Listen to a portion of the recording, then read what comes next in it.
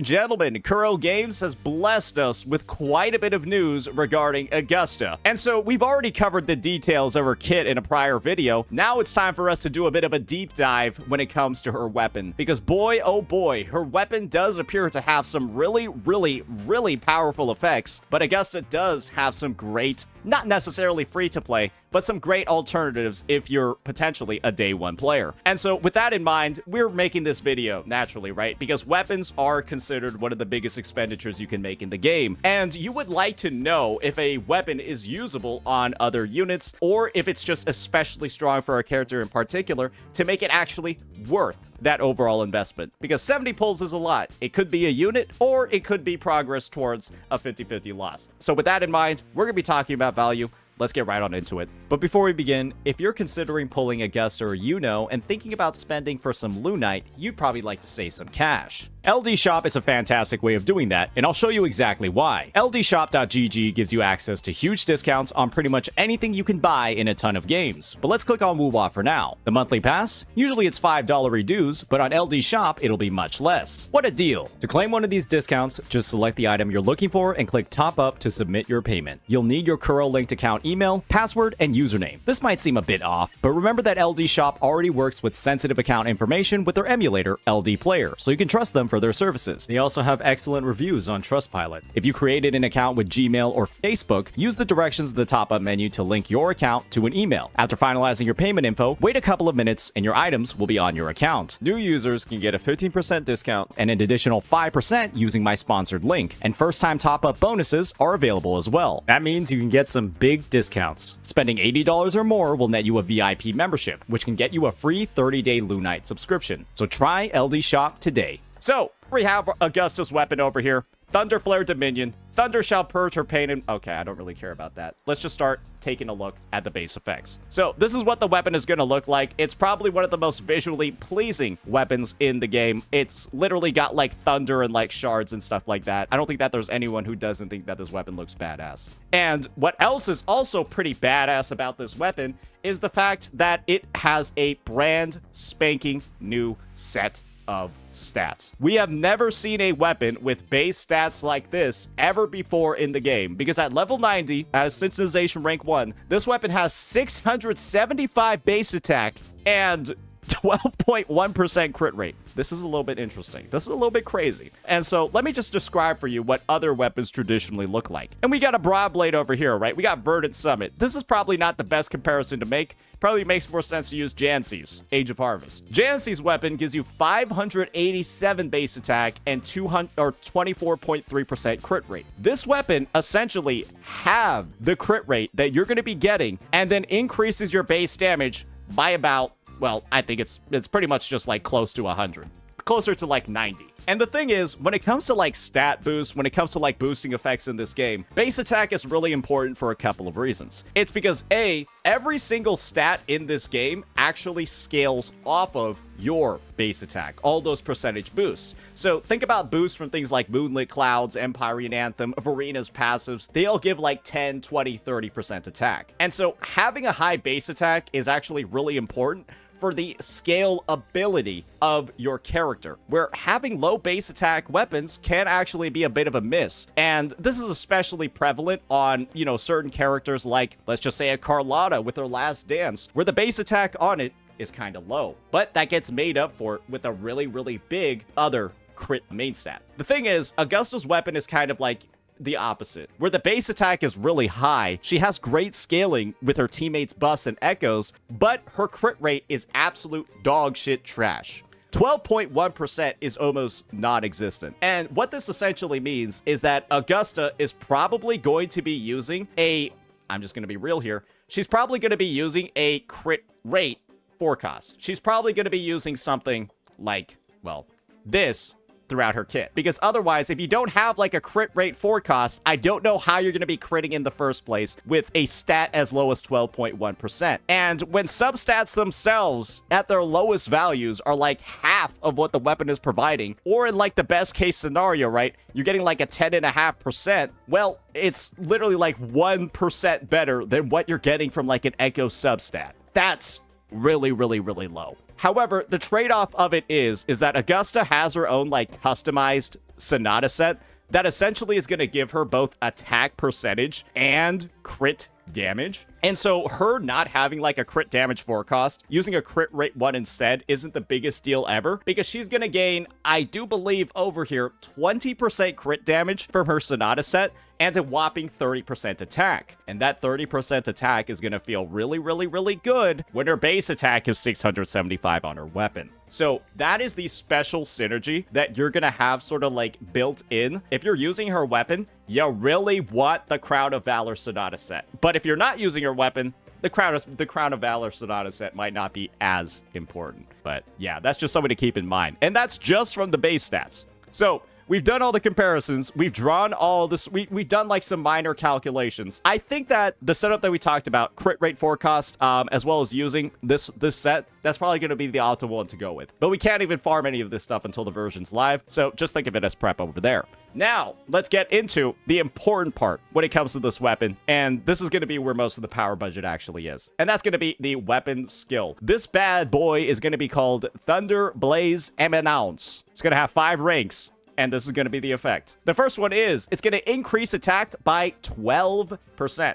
So when I think about signatures in this game and I think about passive effects, this is how I basically break them down in my head. A lot of the older signatures in the game, instead of coming with like a 12% attribute or 12% attack bonus like what's on Augusta's, they instead came with like a 12% attribute damage bonus. And so when I kind of like view the value of a signature and its overall strength, I think that a 12% attribute damage bonus is actually way better than a 12% attack bonus like you might see on other SIGs, because you can just roll attack on an Echo. You cannot roll attribute damage on an Echo. You can only roll like types of damage like basic, heavy, or liberation. And so having an attribute damage bonus on your weapon is basically like getting a damage roll of 12% on all of those damage types, which is, I'm just gonna be honest here, that's a little bit more valuable than just 12% attack. So that's something to keep in mind when it comes to weapon effects, but Kuro has kind of started actually phasing out general attribute damage bonus, and attack is typically the most that we can get.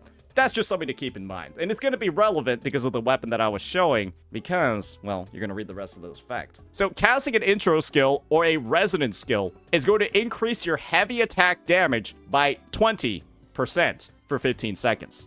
Let's just run some comparisons over here.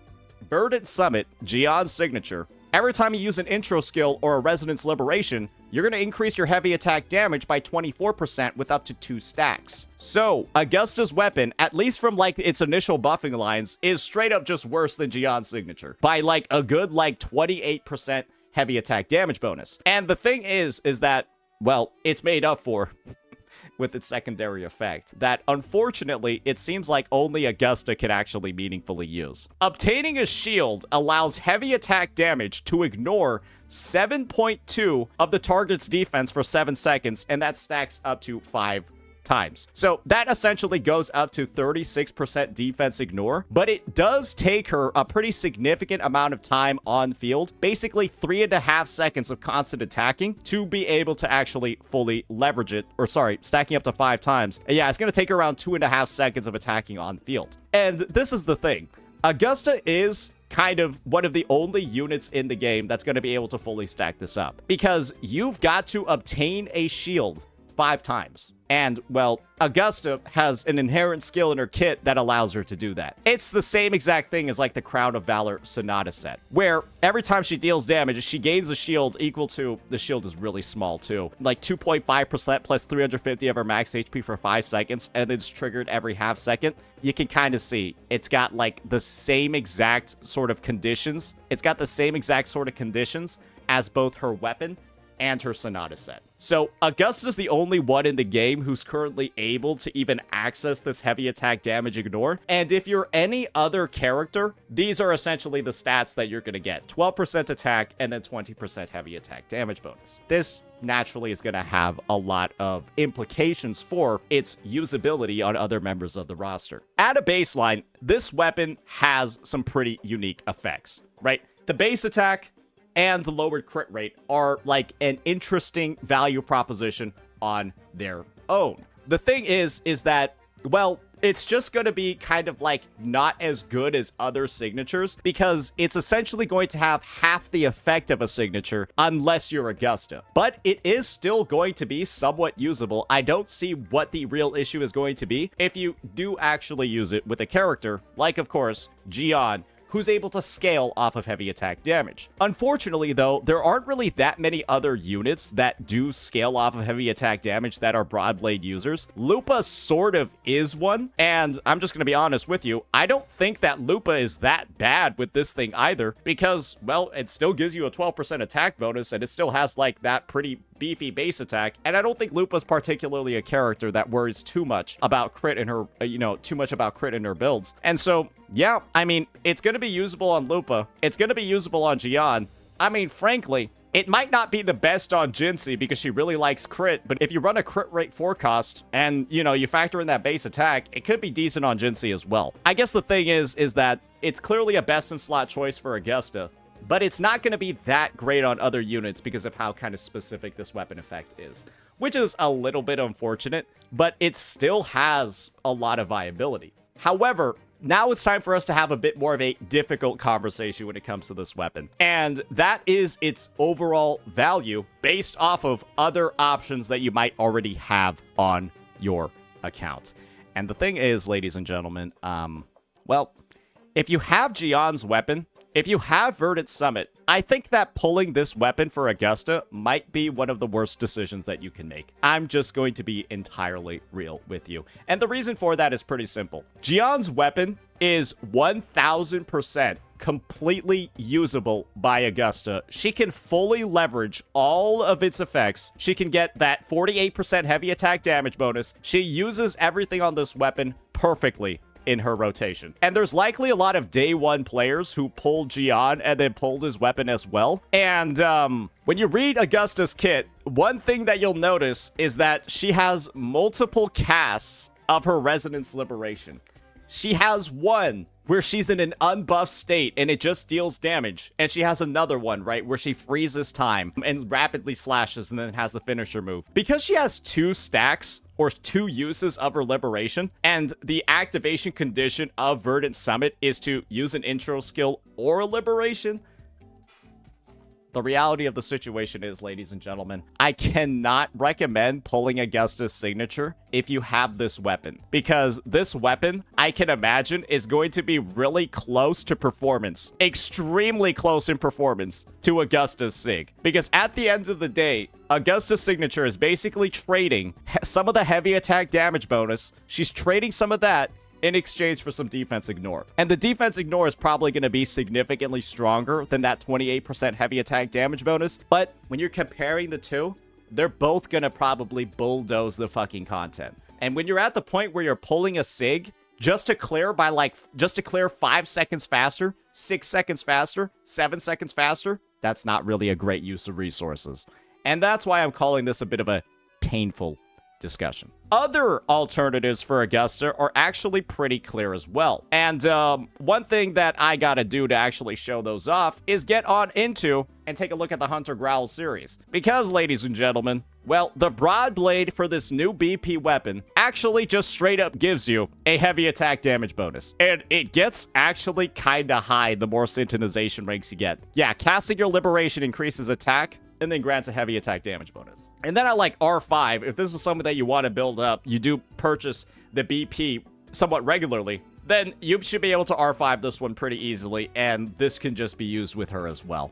So it's just, I'm just going to be real with you here. It doesn't have a lot of other users. It technically does, but it's not as good as other weapons. And when it's used on Augusta, it's really good, but Augusta already has multiple weapon options that are going to be really good on her. And so I guess the takeaway from this is this weapon doesn't have a lot of value if you do meet certain conditions on your account. And the people that are most likely to meet that condition of owning Verdant Summit and also owning Gian is pretty high if you're a day one player. And if that's the case, well, pulling Augusta Sig as like a day one who has all of Gian's stuff, it's going to really show that you like the character a lot. Maybe you just really like the aesthetics. Maybe you just think it looks badass. But in reality, I don't think it's a particularly high value pull. However, this is where the story shifts.